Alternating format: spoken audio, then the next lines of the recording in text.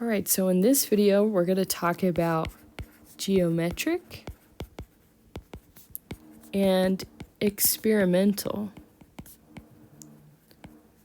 probability. Whoops, I ran out of room. That's not how you spell probability. Probability. Okay, so this first problem is about geometric probability. So we're going to have some sort of shape, and we're going to look for a specific area where we're trying to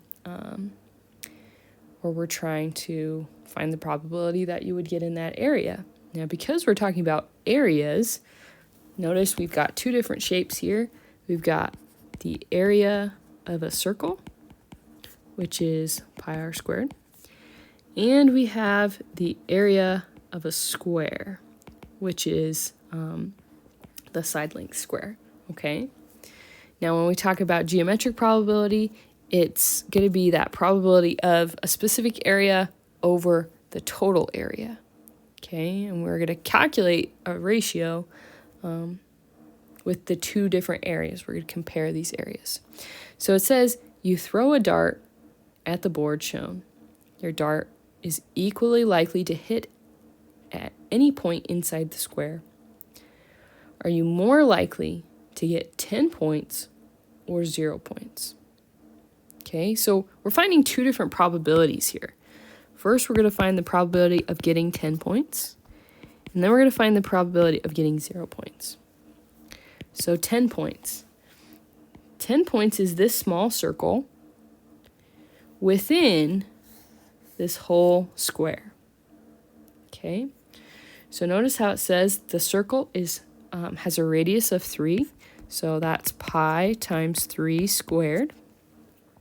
Okay, now if this is 3 and this is 3 and this is 3, okay, that adds up to 9. So this half is 9, this half is 9. So this whole side length is 18. So for the whole square, we do 18 squared. So just like how our normal probabilities we've been doing, it's going to be that small section compared to the whole. All right, so this ends up being 9 pi over 324, which is about 0.087, okay? Or you could think of it as 8.7%, okay? That's the likelihood of getting into that of 10 points. All right, now the 0.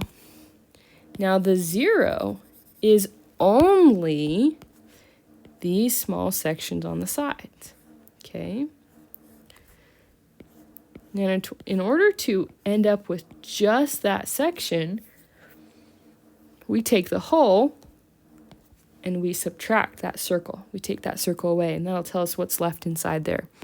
Okay, because I can't actually, with what we're doing, I can't find the area of those individual shapes and add them up. Just won't work. So I'm going to take the whole, the square, and subtract the whole circle. So the whole circle has a radius of 9, so pi times 9 squared. Then we're going to compare that to the whole square again. Now I'm not going to show the simplified form of this, so I'm just going to go ahead and show you the decimal that we get, which is 0.215. So about 21.5%. So which one is more likely? We're more likely to get 0 points. Oops, I just put 10. 0 points. Okay, which kind of makes sense when you think about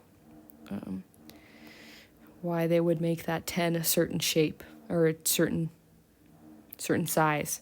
So it's less likely that you'll get that. Okay? All right, so that's geometric probability. Now we have one last type of probability that we're going to talk about today, which is the experimental probabilities. An experimental probability is based on repeated trials.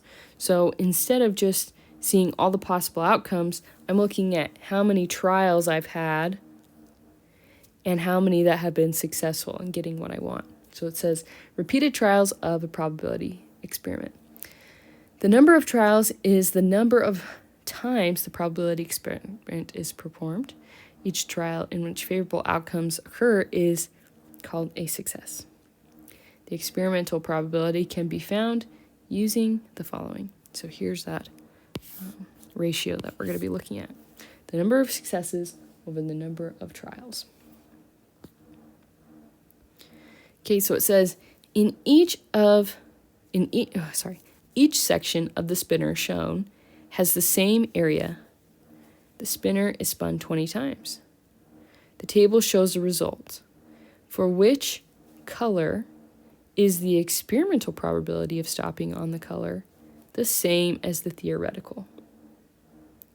So let's first start with the theoretical. What have we talked about so far? So with this spinner, how many different options do we have? We've got 4 options, 4 colors. What's the likelihood of ending up with a blue? Well, that's 1/4. And it's actually the same for all of them because they already said that it's the same. They're all the same size, so 1/4. Okay, now our experimental probability is the probability of ending with a specific color based off of the number of trials. So the probability of ending up with red is 5 out of 20, which reduces to 1/4. So we already know which one is the same. It's going to be red, but I'll just show you with the others. Okay, so the probability of ending up with green, that's 9 out of 20. The probability of ending up with blue is 3 out of 20. And the probability of ending up with yellow is 3 out of 20. So the only one that's the same with the theoretical and the experimental is the red. All right, last problem. A research team finds that 368 out of 490 crustaceans have ingested plastic. Type of crustaceans that ingest plastic are shown. So this is an experimental. They've done an experiment with this. Team randomly selects a crustacean that ingests plastics to demonstrate their finding. What is the probability that they choose a crayfish? Okay. So we have here a total of 368 trials.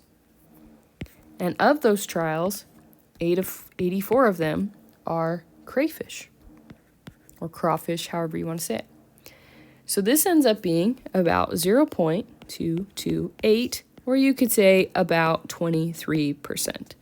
So you could say the probability is of choosing a crustacean that will eat plastic, the probability of them choosing a crayfish would be about 23%.